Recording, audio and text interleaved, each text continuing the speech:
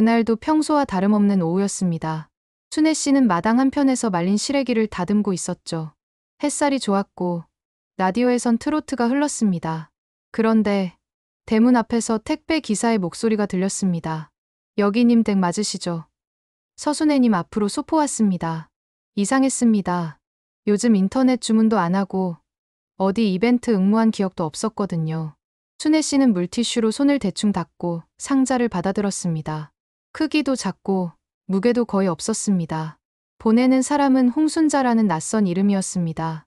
순애 씨는 고개를 갸웃했지만 대문을 닫고 안으로 들어갔습니다. 상자를 열자 낯선 사진이 하나 툭 튀어나왔습니다. 검은 슈트 차림의 청년이 정면을 또렷이 바라보고 있었습니다. 또 다른 종이도 하나 들어 있었죠. 한눈에 보기에도 공문서 같았습니다. 출생신고서, 출생자 홍도현, 부, 박세윤, 모, 서순애. 순애 씨의 손이 떨리기 시작했습니다. 자신이 낳지도 않은 아이의 어머니로 등록돼 있었던 것. 청년의 사진을 다시 보며 머리를 굴렸습니다. 전혀 본 적 없는 얼굴. 하지만 어딘가 남편 세윤과 닮은 구석이 있었습니다. 아니 이게 뭐야? 내가 얘 엄마라고? 그 순간 문득 생각났습니다. 몇 달 전 남편이 잊어버렸다며 난데없이 인감도장을 찾았던 날. 은행 일 때문에 필요하다며 가져갔고 순애 씨는 별 의심 없이 내주었죠. 그때부터 가슴이 쿵쾅거리기 시작했습니다. 출생신고서 한 장만 있는 게 아니었습니다. 그 아래에는 보험 계약서 사본, 그리고 병원 진료 내역까지 포함돼 있었죠. 모두 다 한 남자의 이름으로 되어 있었습니다. 바로 홍도현. 그리고 한 장 더. 보험 수익자 변경 신청서. 수익자 홍도현, 서명자 박세윤. 이름을 보는 순간 순애 씨는 주저앉고 말았습니다. 그녀는 조용히 상자를 닫았습니다. 아직 아무에게도 말할 수 없었죠. 무슨 일이 벌어지고 있는 건지 머리가 복잡했습니다. 하지만 한 가지는 확실했습니다. 남편은 자신 몰래 어딘가에 거대한 비밀을 숨기고 있었고 그 끝에 이 아이가 있다는 것. 순애 씨는 거실로 나와 조용히 앉았습니다. 그리고 가슴을 진정시키기 위해 물 한 잔을 들었죠. 하지만 손이 떨려 물이 잔 밖으로 흐르기 시작했습니다. 세윤 씨, 당신 대체 나한테 무슨 짓을 한 거예요? 그녀는 드디어 남편이 있는 방으로 천천히 발걸음을 옮기기 시작했습니다. 남편 세윤 씨는 평소와 다를 것 없이 안방에서 낮잠을 자고 있었습니다. 베개 옆에는 매일 손에 쥐고 자던 라디오 리모컨과 혈압약이 놓여 있었죠. 순애 씨는 천천히 방문을 열었습니다. 문틈 사이로 들어온 햇살이 남편의 주름진 얼굴에 스며들었습니다. 그 얼굴을 바라보며 순애 씨는 마음이 복잡해졌습니다. 사랑했기에 믿었고, 그래서 의심조차 하지 않았던 날들이 지금 와서는 너무도 어리석게 느껴졌습니다. 세윤 씨, 일어나 봐요. 나 할 말 있어요. 남편은 천천히 눈을 떴습니다. 익숙한 얼굴, 익숙한 말투에 미소를 짓는 듯했지만 그 미소가 이제는 낯설게만 보였습니다. 왜 그래? 당신, 무슨 일 있어? 순애 씨는 상자를 들고 거실로 돌아와 책상 위에 펼쳐 보였습니다. 사진, 서류, 보험 계약서 모두 꺼내놓고 그 앞에 남편을 앉혔습니다. 이게 뭐야? 왜 당신 이름으로 된 출생신고서에 내 이름이 어머니로 올라가 있는 거야? 남편은 놀란 듯 눈을 크게 떴습니다. 하지만 이내 고개를 돌리며 중얼댔습니다. 무슨 소리야? 난 그런 거 몰라. 난 그런 거 한 적 없어. 그 말에 분노가 치밀었지만 순애 씨는 꾹 참고 한 장의 서류를 내밀었습니다. 보험 수익자 변경 신청서. 거기에는 분명히 남편의 서명이 있었고 수익자는 그 홍도현이라는 청년이었습니다. 이건 뭐야? 이 서명 당신 거잖아. 당신이 내 인감도 가져갔었지. 그날 은행 일 있다고 했었잖아. 남편은 그제야 입술을 달싹였지만 말이 잘 나오지 않았습니다. 얼굴엔 당황이 역력했고 이내 손사래를 치며 말했습니다. 나 기억이 안 나. 요즘 기억이 가끔씩 끊겨. 당신 알잖아. 나 그 치매 검사 받았잖아. 그 말의 순간 순애 씨는 가슴이 철렁했습니다. 그동안 점점 말을 잇고 건망증이 심해지던 남편. 진짜 병이었을까? 아니면 지금 이 순간을 위해 만들어 놓은 면피용 핑계였을까? 정말 아무것도 몰라요? 이 도연이라는 아이가 누구예요? 왜 내 이름으로 출생신고를 했냐고요. 이 아이가 당신 아들이에요. 남편은 고개를 돌린 채 말이 없었습니다. 그 순간 순애 씨는 확신했습니다. 이건 단순한 실수가 아니고 병 때문도 아니었습니다. 계획된 배신이었습니다. 그녀는 떨리는 손으로 거실 책장에 꽂혀있던 앨범을 꺼냈습니다. 과거 가족사진, 남편의 젊은 시절, 함께 여행 갔던 사진, 그리고 맨 마지막 장, 작은 봉투 하나가 눈에 띄었습니다. 제주 출장이라 적힌 편지 봉투.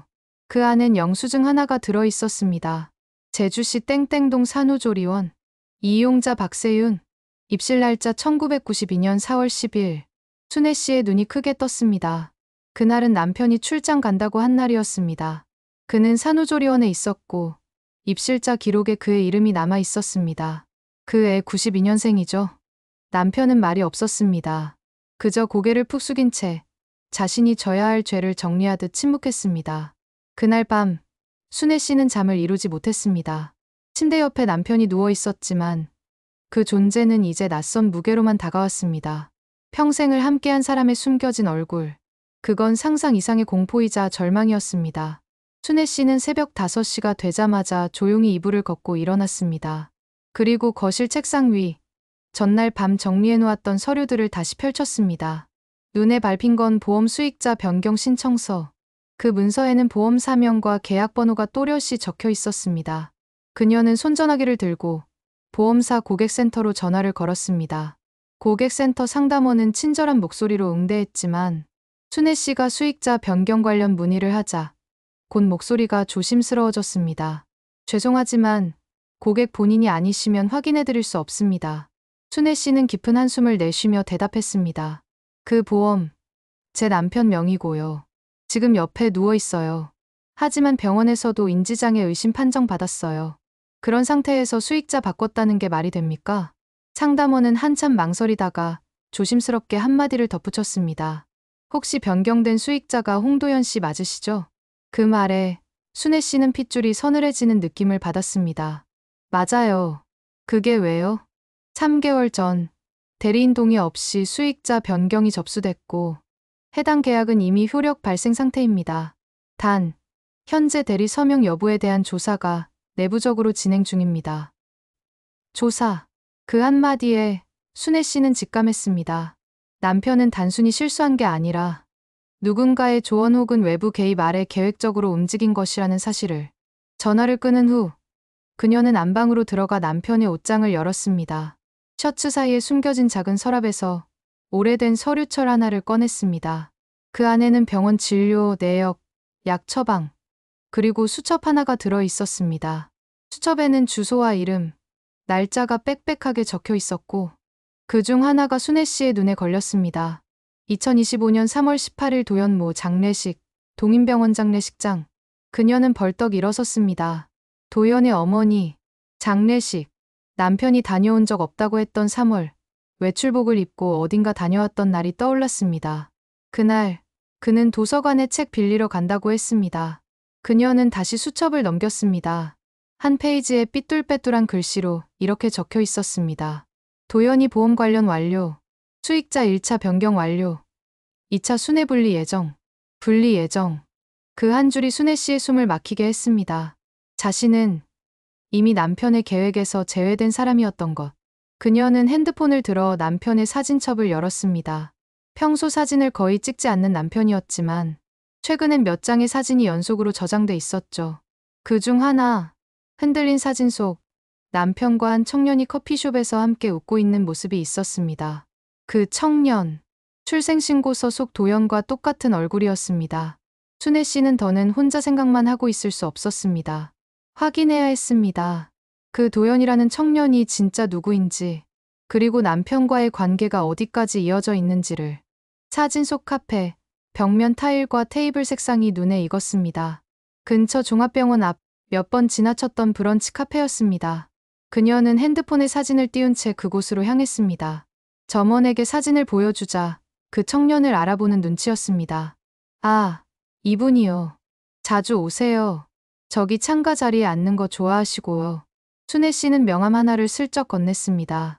혹시 오시면 이 번호로 연락 좀 부탁드릴 수 있을까요? 아는 사람이라서요. 점원은 알겠다고 고개를 끄덕였고 그녀는 떨리는 마음으로 카페를 빠져나왔습니다. 그리고 사흘 뒤 그녀의 핸드폰에 낯선 번호로 전화가 걸려왔습니다. 여보세요? 혹시 서순애 씨 맞으시죠? 저 도연입니다. 그녀는 순간 심장이 철렁 내려앉는 느낌이었습니다. 만날 수 있을까요? 잠깐이면 됩니다. 도연은 놀랍도록 예의 바르고 단정한 청년이었습니다. 카페 한 구석, 조용한 자리에 앉자마자 고개 숙여 인사부터 했습니다. 먼저 이렇게 갑작스럽게 연락드려 죄송합니다. 사실 아버지께서 어머님 이야기를 종종 하셔서요. 아버지? 순애 씨의 목소리는 떨렸습니다. 당신, 지금 내 남편을 아버지라고 불렀어요? 도연은 놀라 고개를 끄덕였습니다. 네. 어릴 때부터 아버지와는 몇 번씩 만났고, 최근 어머니 돌아가신 이후로 더 자주 뵈었어요. 그 말에 순애 씨는 숨이 막혔습니다. 자신은 몰랐던 남편의 또 다른 가족이 자신과 나란히 같은 도시에서 살아가고 있었다는 사실. 그런데 왜 내 이름으로 출생신고가 돼 있는 거예요? 내 도장은 어떻게 쓰게 된 건데요? 도연은 머뭇거리다가 가방에서 서류 하나를 꺼내 보였습니다. 이건 아버지가 직접 제게 주신 거예요. 어머니도 이제 인정하실 거다. 늦었지만 다 정리하고 싶다고 하셔서.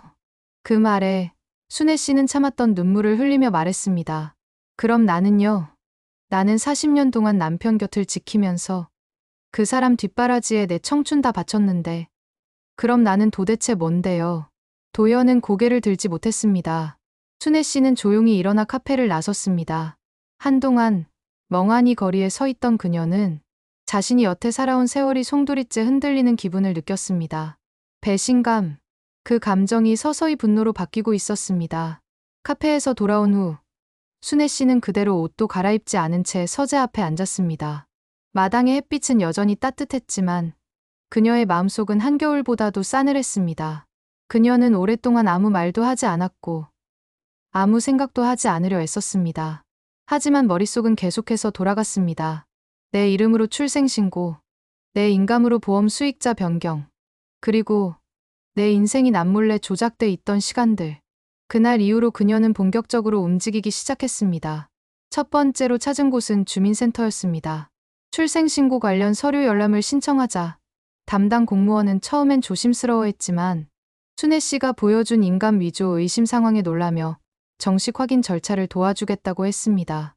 당시 접수된 서류가 여기에 있습니다. 직접 확인해 보세요. 그녀는 떨리는 손으로 종이를 넘겼습니다. 그리고 거기서 보았습니다. 자신의 이름이 아닌 다른 필체로 적힌 인감 서명란, 도장이 찍힌 자리에 번진 흔적, 그리고 수기로 정리된 제출자 이름 박세윤.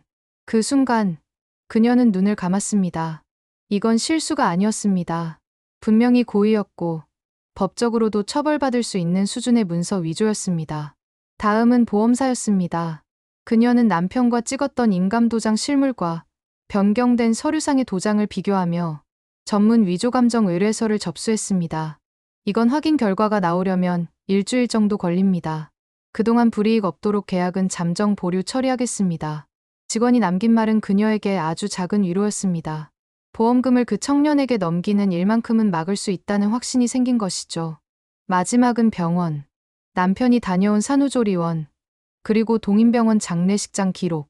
그녀는 병원 접수처에서 남편이 1992년 당시 방문했던 기록과 CCTV 백업 여부까지 확인 요청을 했습니다.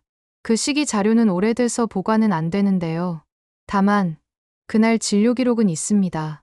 산후조리원 연계내원 기록에 산모 보호자 이름으로 박세윤 씨가 기재돼 있어요. 순애 씨는 다시 한번 멈춰섰습니다. 남편이 거짓말을 했다는 증거가 하나, 둘씩 손에 들어오기 시작한 순간, 그날 밤 순애 씨는 오래된 화일철을 꺼내 남편과의 과거 사진을 하나하나 꺼내기 시작했습니다.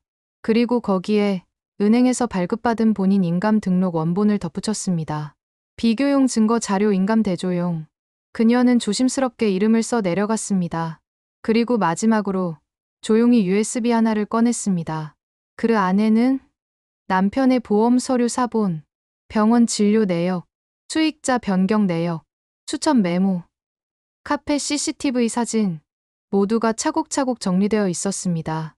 그녀는 알고 있었습니다. 이 싸움은 단순한 분노로 끝낼 일이 아니라는 것을. 법적으로, 사회적으로 명확히 남편과 단절하고 자신의 삶을 되찾아야만 한다는 걸. 순애 씨는 더는 망설이지 않았습니다. 손에 쥔 자료는 충분했고 마음도 단단해졌습니다. 그녀는 법무사 사무소 문을 열며 조용히 말했습니다. 남편이 제 인감도장을 도용했고 유산까지 넘기려 했습니다. 저 이 일 그냥 넘기지 않을 겁니다. 법무사는 처음엔 신중한 태도였지만 USB에 담긴 자료를 하나하나 열람하더니 고개를 끄덕였습니다. 이 정도면 충분히 형사 고발도 가능하십니다. 도장 위조, 명의 도용, 보험 사기까지 해당됩니다. 가족이라도요? 네. 오히려 가족일수록 악의적 동기가 명확해지는 경우가 많죠. 본인 동의 없는 인감 사용은 명백한 범죄입니다. 그날 순애 씨는 내용 증명 발송 요청서에 사인했습니다. 수신인은 남편, 박세윤. 내용은 다음과 같았습니다. 귀하의 명의로 진행된 출생신고와 보험 수익자 변경건에 대하여 본인 의사와 무관한 인감 도용이 확인되었으므로 형사적 조치 및 손해배상 청구 절차를 개시함을 알립니다. 또 하나는 보험사 앞으로 수익자 효력정지 요청과 함께 조작 가능성에 대한 공문 발송. 그녀는 고개를 들었습니다. 이제부터는 법이 대신 말해줄 차례였습니다.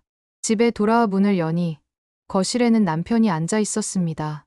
TV는 꺼져 있었고 남편은 두 손을 무릎에 올린 채 말없이 앉아 있었습니다. 순애 씨가 조용히 다가가자 남편은 입을 열었습니다. 당신 어디 갔다 왔어? 법무사, 그리고 주민센터. 남편은 미간을 찌푸렸습니다. 왜 그런 데를 가족끼리 왜 그래야 해? 순애 씨는 웃음도 없이 대답했습니다. 당신은 가족이 아니에요. 가족이면 어떻게 내 이름으로 낳지도 않은 애를 신고하고 내 도장으로 내 유산까지 남 주려고 해요. 그 말에 남편의 얼굴이 하얘졌습니다. 도연이는 내 피부치야. 그 아이한테 뭐라도 해주고 싶었어. 당신은 그걸 이해 못해? 순애 씨는 조용히 고개를 저었습니다. 이해 못해요. 내 인생은 이해를 구할 정도로 가벼운 게 아니거든요. 그리고 마지막 한마디. 내용 증명 받게 될 거예요. 그 뒤는 당신이 법으로 감당해야 할 몫이에요. 남편은 아무 말도 하지 못했습니다. 그제야 자신이 저지른 일이 단순한 가족 간의 문제가 아니라 법적 책임이 따르는 범죄임을 깨달은 듯했습니다. 그날 밤 순애 씨는 거실 소파에 앉아 조용히 달력을 펼쳤습니다. 그녀는 붉은 펜으로 동그라미를 쳤습니다. 10월 15일 고소장 접수 예정일. 며칠 뒤 순애 씨는 아들 준호를 집으로 불렀습니다. 그녀는 이번 일만큼은 더 미룰 수 없다고 판단했습니다. 모든 것을 정리하기 전 자신의 피부치에게 진실을 직접 말하고 싶었습니다. 준호는 다소 무거운 표정으로 현관문을 열고 들어섰습니다. 무슨 일이야? 엄마? 목소리가 평소랑 좀 달라서. 순애 씨는 조용히 식탁에 앉으며 손을 가리켰습니다. 앉아봐라. 엄마가 지금부터 하는 말 끝까지 들어줘야 한다. 그녀는 서랍에서 꺼낸 소포 상자를 테이블 위에 올렸습니다. 그 속에는 도연의 사진, 출생신고서, 보험 서류, 수첩 복사본까지 들어 있었습니다. 준호는 하나하나 살펴보다가 이내 굳은 표정으로 물었습니다. 이게 뭐야? 이 사람 누구야? 너희 아버지가 낳은 아들이야. 그리고 이 서류들 전부 내 이름으로 조작돼 있었어. 준호는 얼어붙은 듯 말이 없었습니다. 순애 씨는 천천히 이어갔습니다. 출생신고에 내 이름이 올라가 있었고 내 인감 도장도 당신 아버지가 가져다 썼더라. 잠시 후 준호는 책상에 손을 탁 치며 소리쳤습니다. 아니 아버지가 어떻게... 그럼 지금까지 가족끼리 다 숨기고 있었던 거야? 엄마는 언제부터 알고 있었어? 소포받고 나서야 알았어. 하지만 아버지는 그 아이랑 꾸준히 연락하고 만났더라. 준호는 숨을 몰아쉬며 두 손으로 머리를 감쌌습니다. 그에게도 이 모든 일은 충격 그 자체였습니다. 특히 출생신고, 조작과 유산 분할 계획은 감정적으로 받아들이기 힘든 일이었죠. 도연이란 사람, 나보다 몇 살이 많아? 6살 많아. 내 아버지가 말했더라.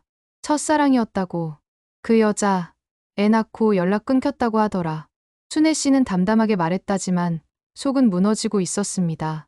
그녀는 아들의 눈을 마주보며 마지막으로 말했습니다. 이 일로 아버지랑 이혼도 할 거고 법적 절차도 진행 중이야. 하지만 너한텐 묻고 싶다. 넌 어느 쪽에 설 건데? 준호는 고개를 들지 못했습니다. 긴 침묵 끝에 겨우 입을 열었습니다. 엄마, 나 아직 잘 모르겠어. 아버지가 그런 사람일 줄 몰랐고, 그 도연이라는 사람도 나한테는 낯선 존재야. 순애 씨는 고개를 끄덕이며 말했습니다. 괜찮아. 당장 대답 안 해도 돼. 근데 내 엄마가 얼마나 모욕당했는지는 꼭 기억해줘야 한다. 그날 밤, 준호는 아무 말도 없이 집을 나섰습니다. 순애 씨는 현관문이 닫히는 소리를 들으며 아들의 선택도 결국 이 가정의 마지막 균열을 보여주는 증거라는 걸 깨달았습니다. 그날 이후 집 안은 조용했습니다. 남편은 순애 씨와 마주치지 않으려 일부러 피했고 아들 준호 역시 더는 연락을 하지 않았습니다. 누구도 답을 주지 않는 시간들 속에서 순애 씨는 더 이상 아내도 엄마도 아닌 자신만의 이름으로 살기로 결심했습니다. 7월 15일 법원에 고소장이 접수됐습니다. 피고인 박세윤, 혐의 인감 도용, 문서 위조, 사기 미수. 변호사는 짧게 말했습니다. 이건 가족 문제가 아니라 범죄 사건입니다. 언론 보도는 없었지만 마을 사람들 사이에 소문은 퍼졌습니다. 박 노인이 숨겨둔 아들이 있었다더라. 보험금도 그 애한테 몰빵하려 했다지 뭐야. 남편은 점점 말수가 줄었고 급기야 식사도 제대로 하지 않았습니다. 그가 마지막으로 순애 씨에게 남긴 말은 소주 반 병을 비운 채 꺼낸 한마디였습니다. 난 그냥 잘 살게 해주고 싶었던 거야. 그 아이도 내 피니까 그게 그렇게 큰 죄야? 순애 씨는 고개를 끄덕이며 말했습니다. 피는 속일 수 없지만 죄도 숨길 수는 없어요. 며칠 뒤 남편은 자진 출두했습니다. 조사받고 나온 뒤 그는 조용히 짐을 챙겨 집을 나갔고 그 뒤로 연락이 끊겼습니다. 단 한 통의 문자만 남겼습니다. 미안하다. 이제야 깨달았다. 넌 나보다 훨씬 강했어. 그로부터 2달 뒤 순애 씨 앞으로 다시 한 통의 소포가 도착했습니다. 보낸 사람 홍순자. 처음 그 출생신고서와 사진을 보냈던 이름이었습니다. 소포 안에는 흰 편지지와 한 장의 유서 복사본, 그리고 병원비 명목으로 송금됐던 영수증이 들어 있었습니다. 편지에는 이렇게 적혀 있었습니다. 저는 홍순자입니다. 그 사람의 아이를 키우며 살았지만 그 사람은 끝까지 당신을 잊지 않았습니다. 도연이는 죄 없습니다. 그 아이가 보험금을 요구한 적도 없습니다. 그저 아버지라는 사람의 뒷모습을 보고 싶었던 것뿐이었습니다. 순애 씨는 편지를 접으며 조용히 창밖을 바라보았습니다. 이 싸움의 끝에 남은 것은 배신도 분노도 아닌 오직 자신을 지켜낸 자존심과 고요한 회복의 시간뿐이었습니다. 그녀는 서랍 깊숙이 감춰뒀던 도장을 꺼냈습니다. 그 위에 작은 쪽지를 하나 덧붙였습니다. 이제 이 도장은 나만 씁니다. 그리고 다음 날 순애 씨는 아파트 바로 옆 작은 마을 도서관에 자원봉사 등록을 했습니다. 당신 요즘 얼굴이 더 편안해 보이네요. 봉사자 한 명이 말을 건넸습니다. 순애 씨는 조용히 웃었습니다. 이젠 아무도 내 이름을 함부로 쓰지 않거든요.